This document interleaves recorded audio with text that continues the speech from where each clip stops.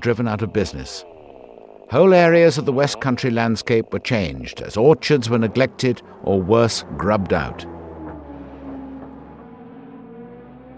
As the orchards disappeared, so did the local pickers. They were replaced through another common market principle, the free movement of labour. This Herefordshire strawberry plantation is typical of that trend.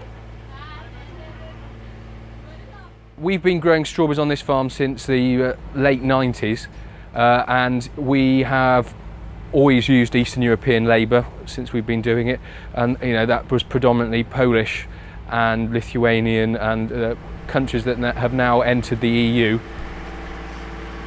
It's a good guaranteed source of reliable labour.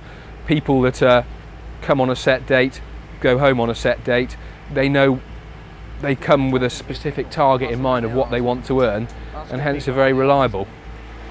Yeah, this is a good speed or something.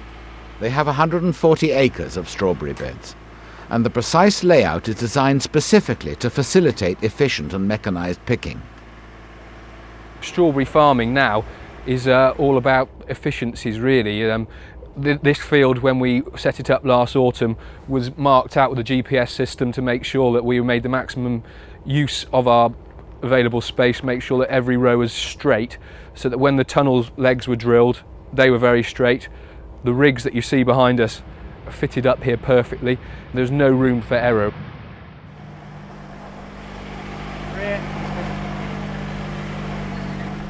These picking rigs help aid us to pick the fruit more efficiently, really. They do that by presenting the picker with the fruit as they're literally held above the fruit, and limiting all the other things that they have to do, all the other operations, so they just pick. All the sort of lugging fruit about and scanning it and grading it and quality control is taken out by the supervisor who stands up on the deck. Okay, what's your tray count so far? Huh? How many trays? We don't want to be paying the pickers to sort of stand around or go to the toilet. They have allotted breaks, sort of 15 minutes, about 9:30, but apart from that we really want them maximised, their picking ability maximised, so we have them spending as much time as they can next to the fruit, picking.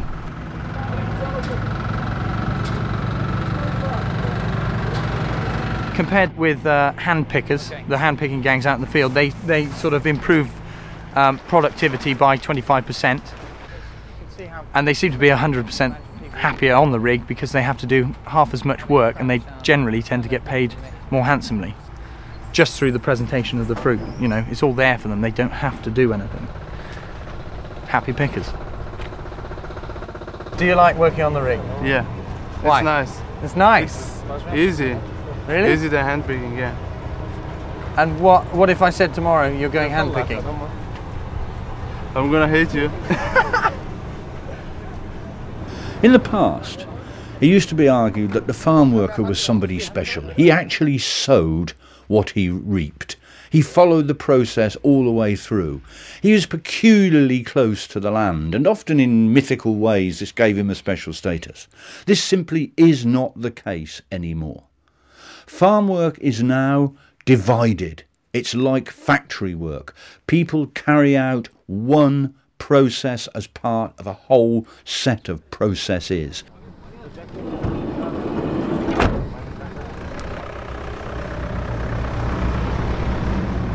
Now, what follows from the division of labour, it used to be argued, and to some extent is still argued, is what was called alienation, that you no longer feel connected to, you no longer identify with your work. And one of the things that used to be said about the farm worker was that he or she had an absolute commitment to, belief in, a love of their farm and their job. If you look at modern horticulture, one cannot even begin to think that that's the case now.